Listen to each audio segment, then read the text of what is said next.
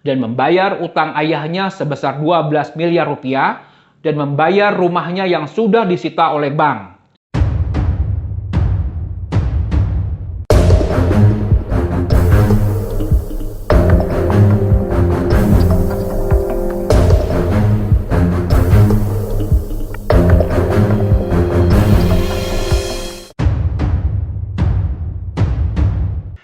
Halo bro and sis, kembali di channel Mr. Joe Official. Saat ini Mr. Joe akan membahas tentang sebuah kisah nyata saat anak muda belia yang sudah menjadi miliarder dengan pendapatan 450 miliar rupiah saat usianya baru saja 26 tahun.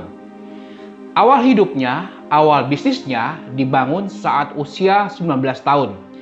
Dia orang biasa saja, bahkan usahanya dibangun tanpa orang tua di sampingnya. Dan heroiknya, dia mampu membayar hutang orang tuanya sebesar 12 miliar rupiah dan mengembalikan rumah orang tuanya yang telah disita oleh bank. Dan bagaimana kisah hidup nyata ini terjadi? Pastikan Anda melihat tayangan Mr. Joe Official hingga selesai. Tapi sebelumnya, saya meminta satu permohonan kepada bro and sis untuk bisa subscribe pada channel ini sebagai tindakan baik agar suatu kebaikan nantinya dari channel ini menjadi baik bagi kita semua dan channel terus berkembang, dan kasih like bila hal ini bermanfaat bagi Anda dan tekan belnya agar Anda menjadi orang yang pertama menerima informasi baru dari channel Mr. Joe Official pada kisah video berikutnya. Hai anak muda, bagaimana waktumu dihabiskan? Banyak rebahan atau banyak melakukan hal-hal kreatif yang berpotensi menaikkan value pada dirimu? Saya akan cerita nyata seorang anak muda yang bisa kaya raya bahkan multimilioner dalam waktu yang sangat pendek sekali. Tapi anak muda ini banyak melakukan hal-hal yang salah dan sering gagal juga dalam mencapai impiannya. Tapi semua dilakukan dengan tekad yang sangat keras sekali sehingga dia bisa mencapai impian tersebut. Mau dengar kisah hidupnya? Simak yang baik agar mampu bisa ikutan maju juga karena termotivasi dengan kisah hidupnya. Nama anak muda ini singkatnya adalah Top Itipat. Kisah dimulai saat usia 16 tahun. Anak muda ini sama dengan anak remaja umumnya suka bermain game online. Berjam-jam waktu yang dipakai untuk asik game online. Orang tuanya tidak suka dengan hal-hal yang dilakukan oleh Top dan seringkali menimbulkan pertengkaran. Top tidak serius dengan sekolahnya, bahkan saat dia tidak bisa masuk di sekolah perguruan tinggi, Top tidak merasa menyesal sama sekali. Bahkan pacarnya sering marah-marah dan ribut agar Top mau kuliah, tapi Top tetap asik dengan game online-nya. Top bermain game online sampai tahap sangat mahir. Bahkan dia bisa menghasilkan uang dari bermain game online dengan menjual senjata perang karakter di akun game online. Bahkan dia bisa mempunyai mobil dan tabungannya cukup banyak untuk seorang remaja belia. Namun naas, bisnisnya itu tidak berjalan lama. Hal ini karena Top menjadi joki game adalah perbuatan ilegal untuk dilakukan. Top ketahuan oleh pengembang game, akun game online-nya pada akhirnya diblokir berkali-kali oleh server game online tersebut. Lalu Top dengan tabungan yang ada berusaha membeli DVD untuk dijual kembali, tapi rupanya ditipu karena barang yang dibeli adalah barang bajakan, sehingga cepat rusak dan tidak layak untuk dipakai atau dijual. Melalui pengalaman pahit tersebut, Top akhirnya menyadari bahwa memiliki pengetahuan dan pengalaman itu perlu sebagai wawasan menjadi luas dan tidak mudah tertipu dianggap sebagai sebuah pengalaman. Lalu Top ganti haluan, dia menjual kacang goreng bersama kakeknya. Dia ikuti proses belajar memasak, menjual, dan melakukan cara-cara berdagang sampai akhirnya berhasil bahkan sampai mempunyai 30 cabang outlet kacang goreng. Tetapi ada masalah baru, bahwa asap hasil gorengannya tersebut merugikan pihak mall sehingga internet mall hitam dan ditolak untuk berdagang lagi di mall. Ayah dan ibu Top mengetahui hal ini dan meminta Top untuk kembali kuliah lagi saja atau ikut orang tua mereka pergi ke Cina. Tapi Top tidak bersedia. Bahkan Top menolak membuat paspor. Di tengah kekalutan ini, Top tetap jalan dengan pacarnya. Dan pacarnya membawa camilan sebuah rumput laut yang kata pacarnya makanan tersebut langka dan belum banyak orang dijual pada saat itu. Lalu Top mempunyai ide bahwa dia akan menjual rumput laut goreng. Satu ketika Top mencari tahu bagaimana cara membeli dan membuat produk rumput laut. Top bersama kakeknya melakukan uji coba menggoreng rumput laut, tapi tidak berhasil. Karena setelah digoreng, rasa rumput lautnya tetap pahit. Top bahkan sempat mendapati kakeknya terjatuh di dapur saat menggoreng rumput laut. Kakeknya lalu dibawa ke rumah sakit. Sekembalinya dari rumah sakit, Top mencoba belajar menggoreng rumput laut lagi sampai habis, tapi tetap pahit. Lalu Top melihat sisa rumput laut kemasan yang kena hujan dan mencoba menggorengnya. Ternyata enak rasanya. Ternyata disinilah kuncinya bahwa rumput laut harus diembunkan dahulu baru digoreng. Ini sebagai cikal bakal goreng rumput laut yang enak. Setelah kakeknya sembuh dari rumah sakit, Top dan kakeknya kembali menjual rumput laut di mall dan dagangannya laris manis. Karena semua disiapkan dari rumah dan dikemas dengan baik. Pada saat itu Top mengetahui bahwa ayah ibunya pergi ke Cina karena usaha ayahnya bangkrut. Sehingga aset dan hutangnya banyak sampai dengan 12 miliar. Lalu dalam benak Top berpikir bahwa dia harus berhasil dan sukses. Tapi bagaimana caranya?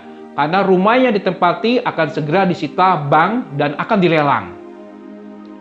Di tengah kekalutan ini, Top melihat minimarket 7-Eleven. Lalu ia mendapatkan ide untuk berdagang lewat minimarket. Lalu Top mencari upaya agar dia bisa jual produk rumput lautnya. Lalu ditemui Direktur 7-Eleven, lalu diserahkan uji coba hasil produksinya. Ternyata ditolak karena harganya mahal dan kemasannya kurang menarik. Top sangat kecewa tapi tidak menyerah. Lalu dia berusaha kembali melakukan isian yang cukup dan mengganti tampilan bungkus kemasan agar lebih menarik peminat pembeli.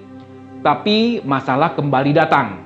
Untuk menemui direktur tersebut, Top sangat sulit sekali sehingga berjam-jam Top menunggu tapi tidak kunjung ditemui. Lalu ditinggalkan saja kantor 7-Eleven itu oleh Top dan dia pergi pulang. Tidak jadi mempresentasikan produk kemasan barunya.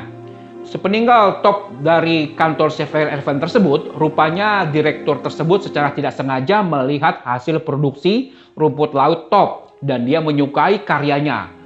Lalu dikontaklah Top agar mempersiapkan diri karena direktur setuju dengan produk tersebut, tapi tetap ada syarat-syarat berat lainnya yang kalau dia mau bergabung di 7-Eleven harus mempunyai hasil produksi 72.000 bungkus agar bisa dikirim ke 6.000 toko 7-Eleven di 27 negara dan dapurnya harus dikontrol untuk mengikuti standar 7-Eleven dari mulai alat kerja, kebersihan pembuatan, dan lain-lain. Tentu saja untuk anak seusia muda sekitar 20 tahun terasa sangat berat, apalagi dia hanya didampingi kakeknya yang tidak berpengalaman.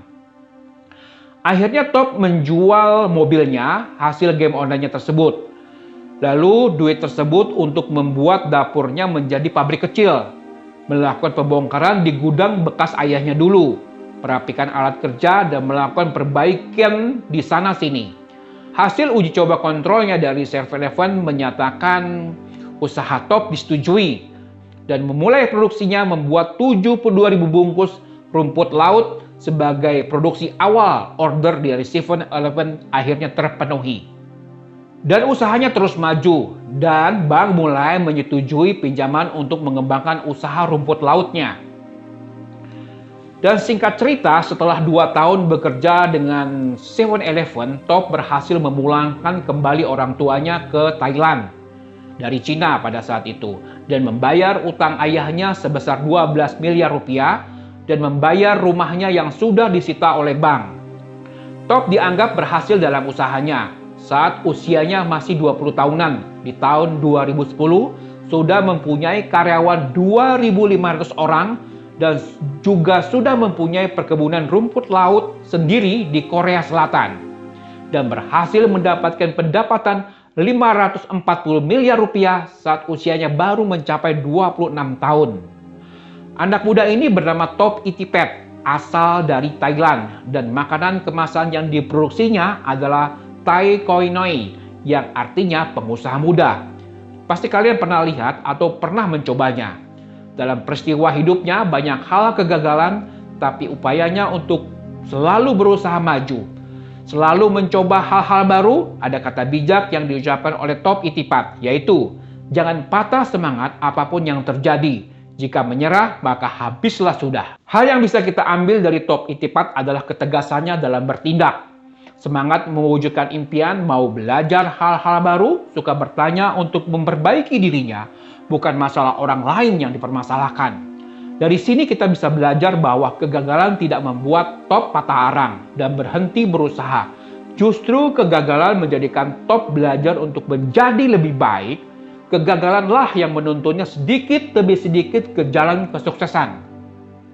Saat dulu keadaan menjadi lebih buruk setelah kebangkrutannya, keluarga Top tidak mempunyai pilihan selain pindah ke Cina. Sementara itu Top berjuang bertahan hidup di Thailand untuk membuat jalan suksesnya sendiri. Bagi Top, kesuksesan tidak datang semudah membalikan kedua telapak tangan.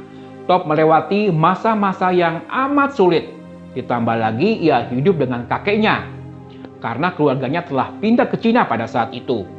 Namun semua hal dihadapinya ia lalui dengan tidak banyak mengeluh. Sampai akhirnya ia menemukan inspirasi bisnis rumput laut saat pacar Top memberikan sepotong rumput laut. Bagi kita ini mungkin hal yang biasa saja. Namun bagi Top saat itu adalah merupakan peluang bisnis yang baik dan bagus. Ia menciptakan makanan rumput laut kering yang pada akhirnya berhasil dijual ke sebagian besar toko swalayan di Thailand dan beberapa negara lainnya yang termasuk di Indonesia, yang bernama tokonya adalah 7-Eleven. Kesuksesan yang Top raih bukan tanpa pengorbanan. Justru kesuksesan yang Top raih adalah buah dari pengorbanannya yang sangat besar. Perlu kita garis bawahi bahwa demi menggapai impiannya, Top rela berpisah dengan keluarganya. Bahkan Top hidup di negara yang berbeda dengan keluarganya. Selain itu, Top juga boleh dibilang kehilangan masa mudanya. Di usia Top saat itu, yakni sekitar 19-25 tahun, kebanyakan dari kita masih dalam bangku kuliah, di mana kita masih fokus belajar dan tidak diganggu dengan pikiran besok mau makan apa atau bagaimana cara melunasi utang keluarga. Terakhir, Top juga kehilangan salah satu orang yang dicintainya, yaitu kekasihnya. Kekasihnya meninggalkannya lantaran Top terlalu fokus dengan bisnisnya dan tidak memperhatikan dirinya. Dari kisah hidup ini, kita bisa belajar bahwa tidak ada yang datang dengan mudah. Terkadang, untuk mendapatkan beberapa, kita harus kehilangan sebagian. Bersakit-sakit dahulu, barulah kita bersenang-senang kemudian. Nah, itulah kisah anak muda yang bisa kita bagikan pada kesempatan ini. Semoga kisah hidup Top menjadi inspirasi bagi kita semua untuk memiliki mental pantang menyerah dan tetap konsisten demi mengejar impian Anda dan impian kita. Semoga dari cerita di video ini kita bisa mengambil pelajaran, pesan yang baik, dan Bro and Sis bisa membaginya ke rekan, saudara, dan keluarga Bro and Sis agar menjadi hal yang bermanfaat. Karena di setiap kejadian atau peristiwa pasti ada hal-hal yang baik yang bisa didapat. Makanya mulai share, kasih tekan tombol like-nya, saya tunggu komentarnya atas video ini agar saya bisa diketahui berapa besar hal positif yang bisa Anda bagikan kepada lainnya. Oke, terima kasih dan salam dari Mr. Joe Official. Terima kasih.